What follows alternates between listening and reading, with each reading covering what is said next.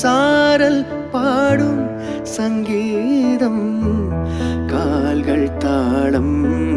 போடும் தெரிந்த பிறகு திரைகள் எதற்கு நனைந்த பிறகு நாணம் எதற்கு மார்பில் சாயும் போது தென்றல் வந்து